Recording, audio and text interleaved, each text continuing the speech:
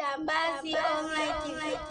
Stori za kimaadili. Karibu ufuatilie stori za kimaadili. Usidharau kufanya jema hata liwe dogo kwa kiasi gani. Na usikate tamaa kutokana na rehema za Mwenyezi Mungu, kwani Mwenyezi Mungu huyabadilisha hata maovu yakawa ni mema.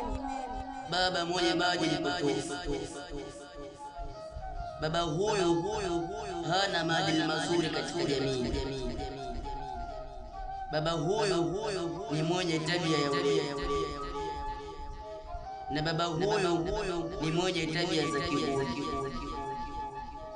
na vile vile baba huyu ni mwenye tabia za kutoa dini za michongo ya chongo.